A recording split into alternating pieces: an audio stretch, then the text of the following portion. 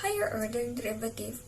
We have learned from this previous section that the derivative, which is sometimes referred to as the first derivative, is also a function. Thus, it follows that we can also obtain its derivative, which we call derivative of the derivative or simply the second derivative.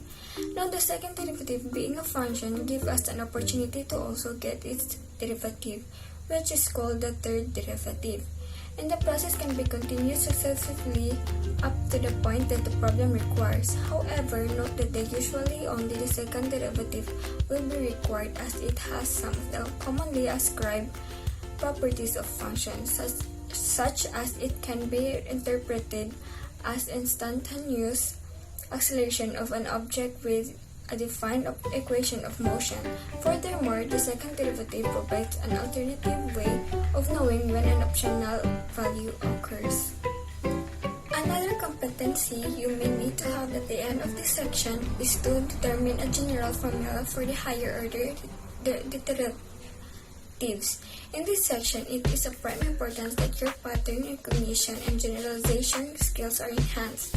This can be a great help for those gearing up to study higher mathematical analysis concepts related to sequences and infinite series. At this point, you had already been exposed to various rules of differentiation. With this, you can already continue getting derivatives up to particularly targeted result.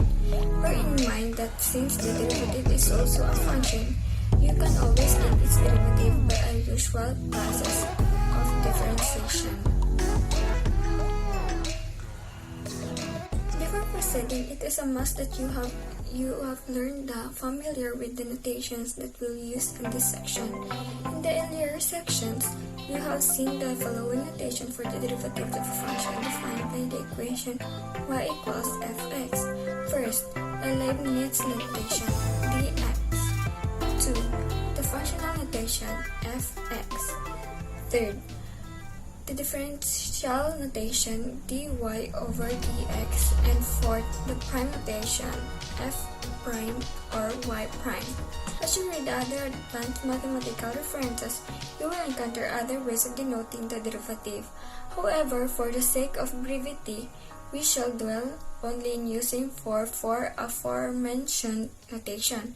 Furthermore, you should be aware at this point that the Leibniz and differential notation make use of operators dx and dy over dx.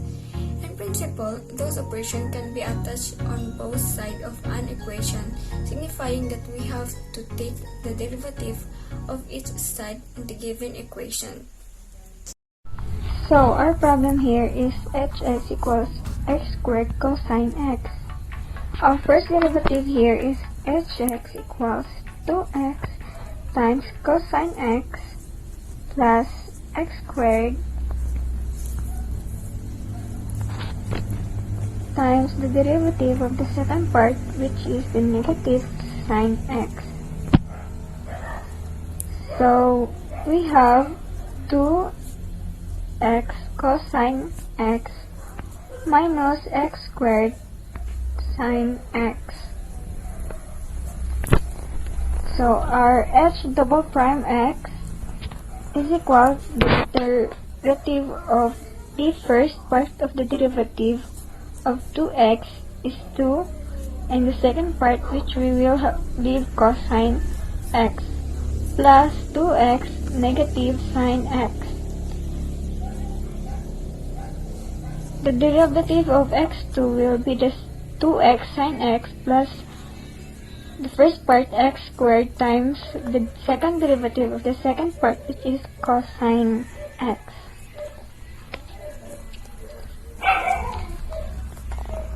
And now we will rewrite everything. So this will be 2 cosine x minus 2x sine x minus 2x sine x minus x squared